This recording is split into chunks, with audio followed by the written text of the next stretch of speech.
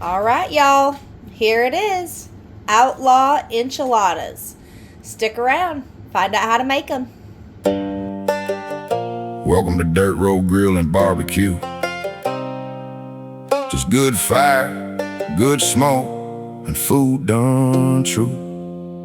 I'm Tim Dirt Road Demon, if you know the name. With my brother Jason, we run this flame. We keep it simple, take it slow. Let the smoke and the flavor do the show. So grab you a seat, grab you a plate, kick back a while, y'all gonna eat great. Ain't nothing fancy, just the way we were raised. Cast iron, open flame, and we smoke for days. You'll see us try and mess it up, then get it right. Learning as we go, just chasing that perfect bite. From slow smoke meats to a skillet on the stove. If it's worth cooking, we're giving it a go. Some of it's simple, some of it takes time, but good food's worth it every single time. So whether you're cooking or just along for the ride, there's always room for you right here by our side. Hey, y'all. Okay, we are flying solo tonight. So we are having to work with what we have and the space that we have to be able to get this done.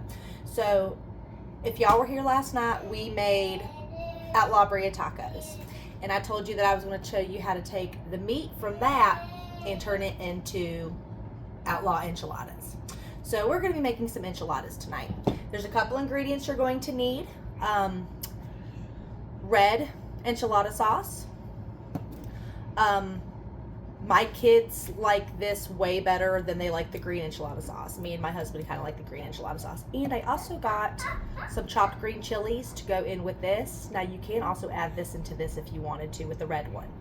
I also have some freshly shredded pepper jack cheese and Colby jack cheese. You're also going to need some flour tortilla shells or corn tortilla shells. I sometimes use corn tortilla shells. I just had the flour ones on hand tonight. And you can get them in whatever size you want. These ones are a little big. This is what the store had, so this is what we're going to use. I kind of like the smaller ones, but we gonna make do with what we have, and you know what? We're just gonna pack these things full of meat. So let me show y'all how we're gonna put this together. So first you're going to grease your pan. And like I said, I have 2 casserole dishes because one is for me and my husband and the other one's for the kids. Okay, so you have your shell down. You're going to add a little bit of cheese at the bottom. You're gonna need a fork, which I did not grab. Okay, you're gonna grab a fork and you are going to lay some of your meat in, and you can go as little or as much meat as you want. I kind of fill them a little full because we like a lot of meat in ours, and not to mention these are some big shells, so I kind of fill these ones up. That's why I like to use these ones sometimes, but the smaller ones you kind of got to go a little bit smaller, but I still like to pack them full. And then you're going to take a little bit more cheese and put on there. You don't have to put too much cheese on the inside because you're putting some on top as well. But I have just found that putting cheese on the inside kind of just binds everything together. Okay, and then you're going to roll it. You're just going to roll it and make sure you like kind of push it in when you do. That way it stays nice and tight. And then that is one of your enchiladas right there. And then you just line them in your pan, and you're going to fill it all the way up. You can go long ways, you can go either way you want. And you're just going to repeat this process. Now you can put whatever else you want in these. I kind of go a little simple because of the kids, but I also have put black olives inside, jalapenos inside, you know, things like that. I kind of did get the green chili, so that kind of accommodates for the spice with the jalapenos. But honestly, I still might end up going back in here and putting some jalapenos and black olives on top of it once I put the cheese on. I have done that before too because I forgot to put them inside. So I'm going to kind of keep it basic tonight. But that's one thing I love about enchiladas is they're kind of customizable. You can kind of, you know, play around with it. So I am going to finish rolling all these up, and then I will come back whenever I am done rolling them up, and I'll show you when I put the sauce on. So be right back, y'all. All right, y'all, we are back. These are the kids' enchiladas right here, all rolled up. I used the little mini ones for them. And then all you're gonna do with these is you're gonna take some of this enchilada sauce right here and just straight out of the can, y'all. And it is really honestly up to you on how saucy you want them. If you like them super saucy, go ahead and dump that whole dang can on in there. If you don't like them super saucy, then don't use the whole can. I use about 3/4 of a can. There's about that much left in there. So I use about 3/4 of a can because they're not too big on them being saucy. But just make sure that everything is coated. All right. Like so. Okay. Just like that. I don't know if you can see here. I'll be bringing it up. You can bring it like that. There we go. Okay. So you're just going to make sure that they're all covered in sauce. Where they look red. Yep. They're all around the bottom and everything. Or just red. Okay. And then the next step that you do. Sorry, I'm moving y'all around. Try to get it perfect. All right. And then the next step you do is your fresh grated cheese. And if you are not grating your cheese, y'all, I'm telling you, it's so much richer. It's so much more, it melts better. It's creamier. You get that pretty freaking cheese pull and stuff. I mean, come on, y'all. I've been converted to shredding my own cheese. It just tastes better and it melts better. All right. And then you're just going to cover the whole top of it with cheese. And honestly, if you shred your own cheese, the way that it melts, you don't have to use quite as much neither. So that's what it looks like, just like that. All right.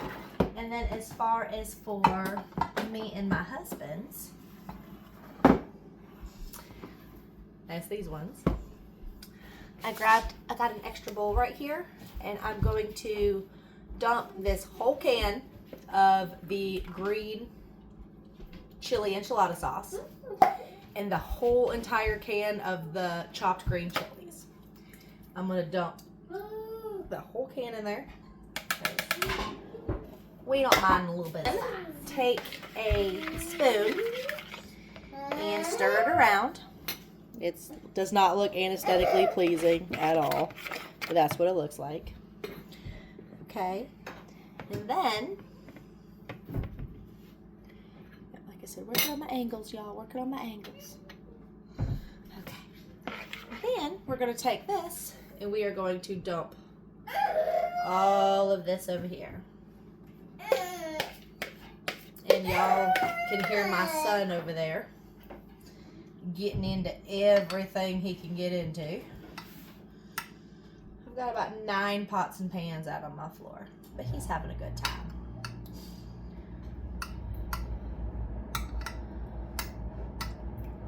Okay, so all of those are covered.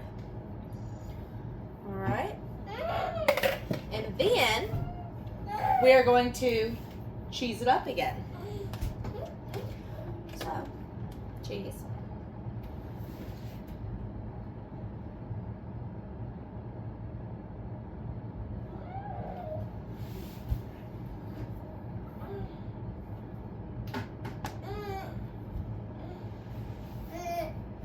And you can add as little or as much cheese as you want.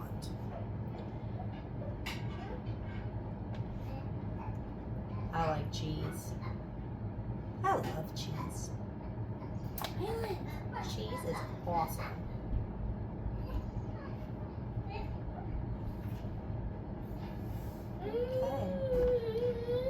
And maybe just a little bit more over here because it looks like it's a bald spot. Okay. And that, y'all, is Outlaw Enchiladas. 2 ways.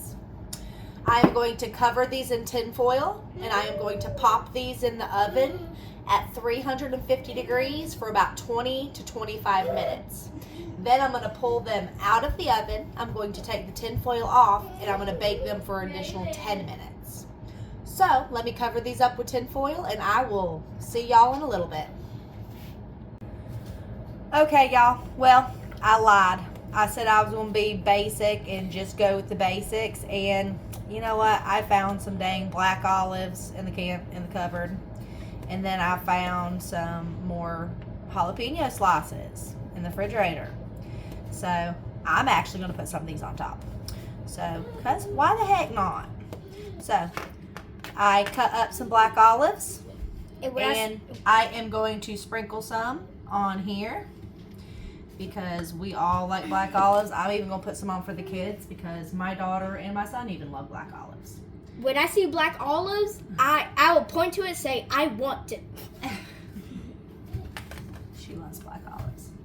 So I'm going to put a little bit of black olives on the top. It's going to melt down on the cheese a little bit. Or you can put it on the side, either one. Or you could put them inside of the enchiladas. I've done that before too. I just like it on top.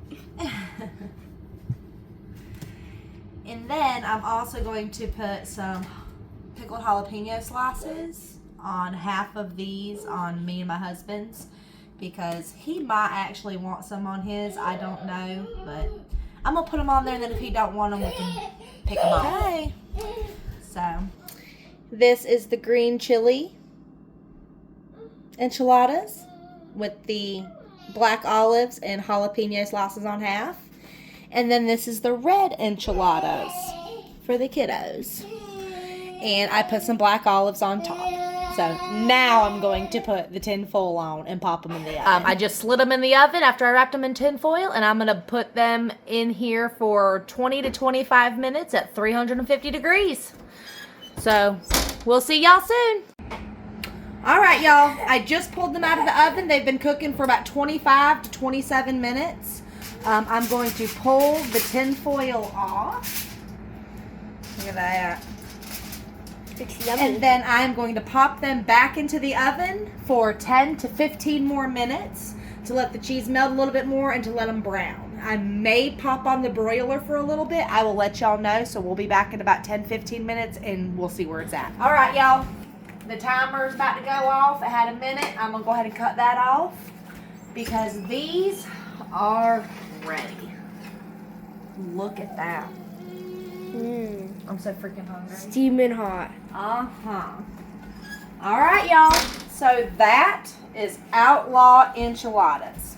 And I'm going to let this boiling lava cool down for about 10 minutes, and then we'll be back to plate them up. Bye, y'all. Okay, we're going to plate these things up. So we're going to start with the kids first.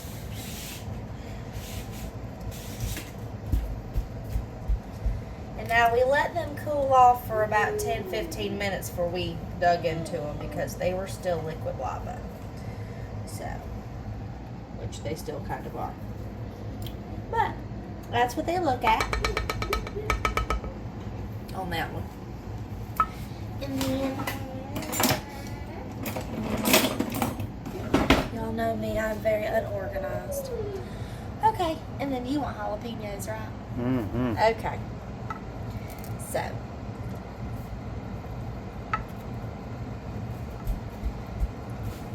and you can kind of see on the edges where one stops and the other one ends, and you can kind of just cut in between. And this is why you spray your pan.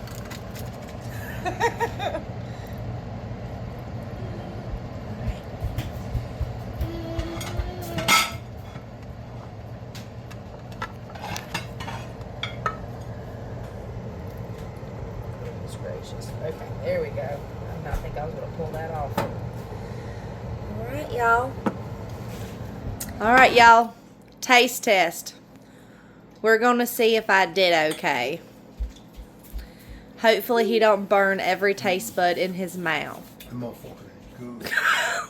Okay, well, we going to eat, y'all. You heard it from his mouth. Fire.